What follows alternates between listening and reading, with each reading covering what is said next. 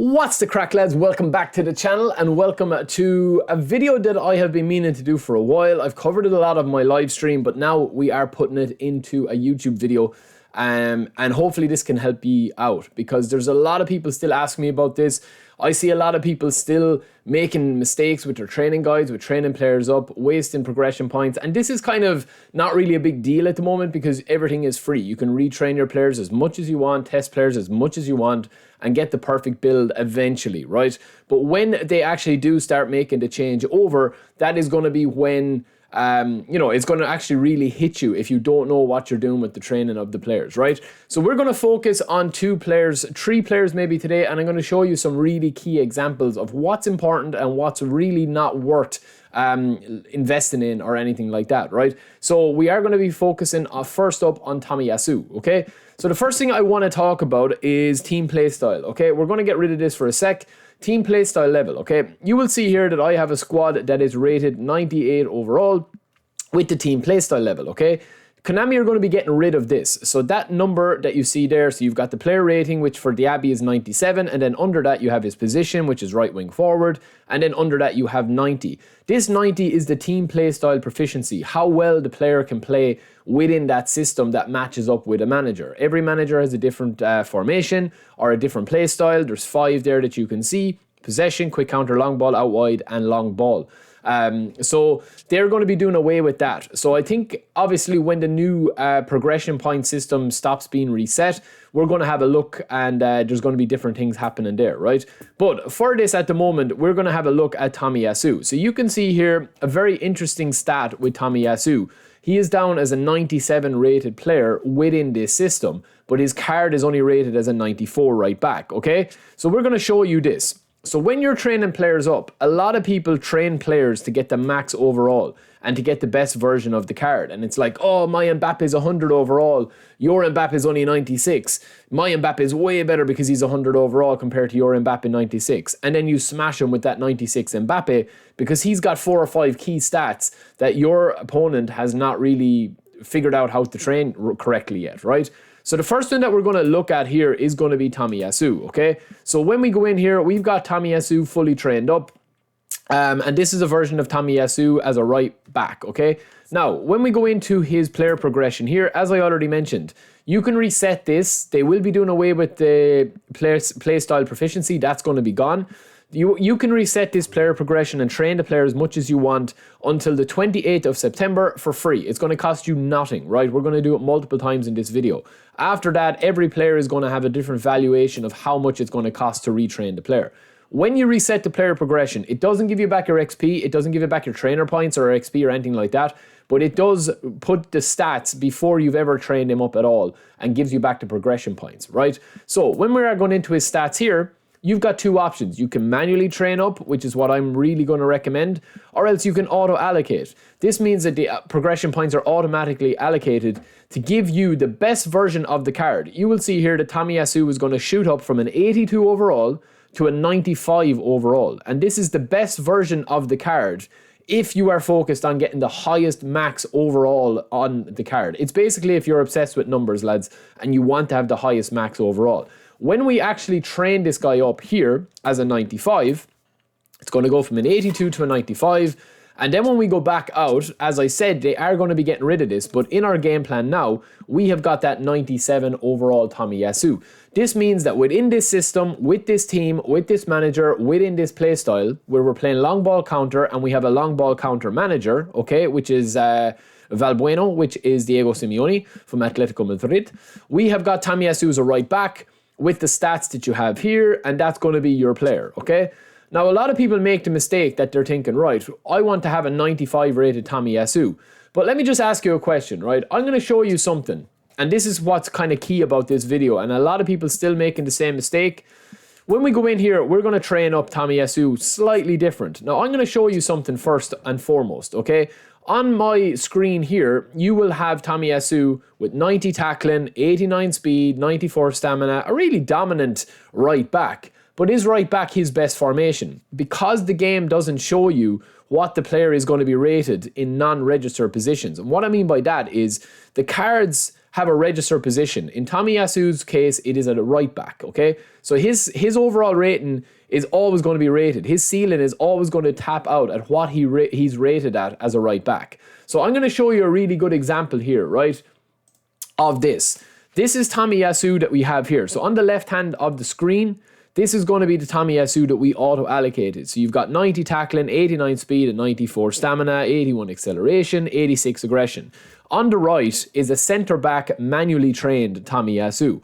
If I'm going to be playing Tomiyasu in his best position, it's going to be centre-back. Even though his play style, even though, you know, he's set up as a right back, you can see the difference there between Tomiyasu.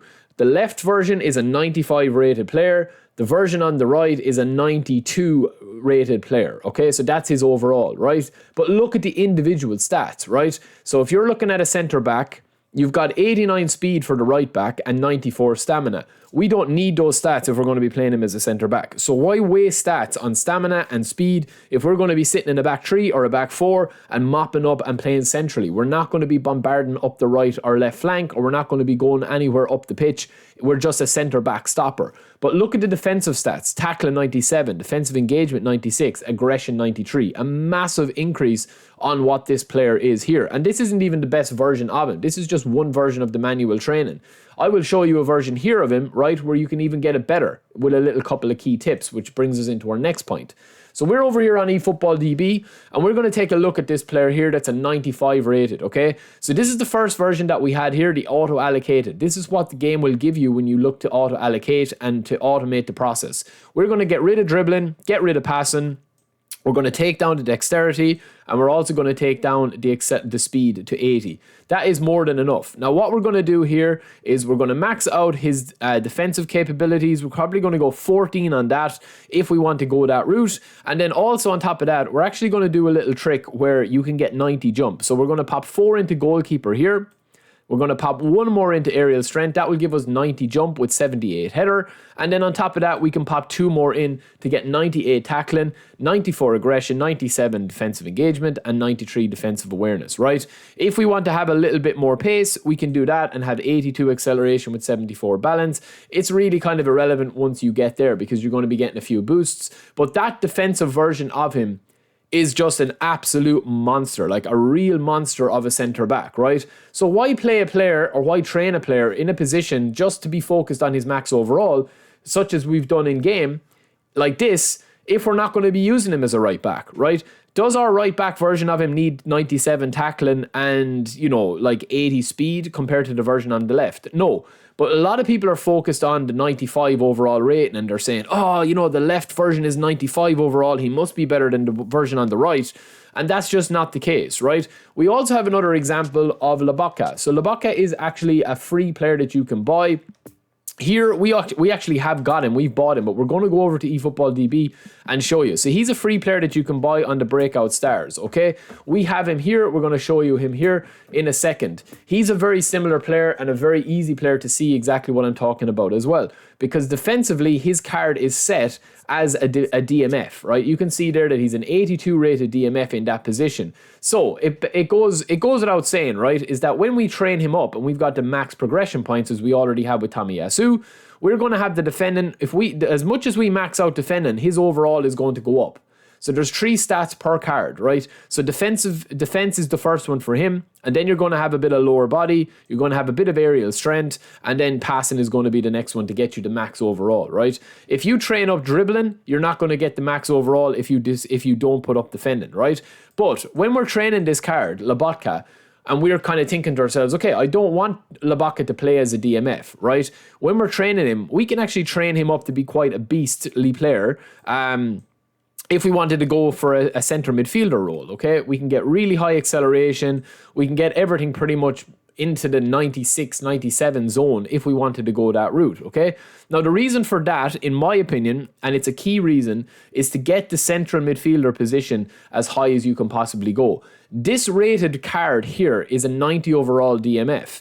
That's never going to change because that's what these stats combined with his register position, which is a 90 in defensive midfield because his defense stats are low, it's never going to change from that. Even when you put him into that slot, it's never going to change. It's going to be his overall rating on the card. But that doesn't mean what his overall rating is going to be, because you can see here that this version of Lobotka is not a 90 rated card. It's a 97 rated card in a central midfielder position. So if you're playing a central midfielder in this position, he's not going to be a 90 rated player. He's going to be behaving like a 97 rated player, because you've got 87 acceleration, 91 balance, and then all of these stats, the key passing and dribbling stats in the 90s, as well as having double touch, one touch pass, true passing. So this player really is worth training like attacking based rather than a defensive minded player, right? We also have an example with Depay. If we're going to be playing Depay as a centre forward, he's going to max out at an 86 in that position.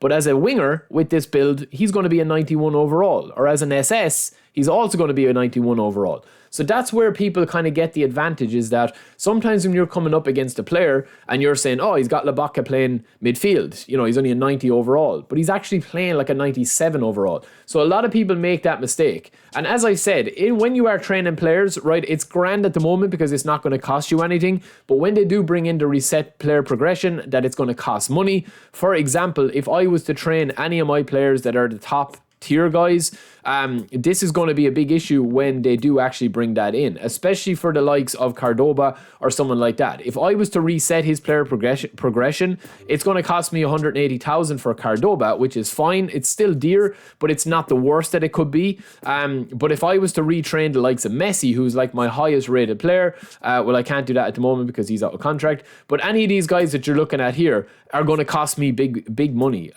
depending on their rating. Like Haaland, this version of Haaland is going to cost me 600,000 just to retrain him. So if you were to spend 600,000 and retrain him, and then you're like, oh, I made a mistake with him, it's going to cost you another 600,000 to retrain him then. So that is why I would take a look at the players that you're using, the main players that you're using, the main players that are doing it for you. Make sure that you have the best version of them. Don't focus on max overall. Don't focus on the player's visual overall and his stats. Focus on 3 to 4 main key stats that you want per position, per player, and what role you want to play them in. Then you can extend it out to bring in player skills. Then you can extend it out to add additional skills. So I will be back with a second video, a second part of this video, where it's going to be mostly about, best position or best stats to train per position. So if you've got, for example, a Zico, you're going to want to focus on his dribbling, his tight possession, his balance, and his acceleration. Not as much as his passing and stuff like that, or his speed and his stamina, because you're not going to be covering that amount of ground. If you're using a box-to-box midfielder, or if you're using somebody like, let me see, if you're using somebody like Goretzka, you're going to be focusing on him being an engine man, running from first minute to 90th minute or whenever you sub him out. You don't need that deft passing or dribbling skills on the ball, or that slick runs with acceleration. You know, you want stamina, you want speed, you want aggression, you want tackling, you want physicality, you want all of that playing for his box-to-box position. So that'll be the second part of this video. Then we'll look at skills, additional skills. I have loads of videos coming. But look, the main thing to make out of this, lads, can be summed up by this card with Tomiyasu, right?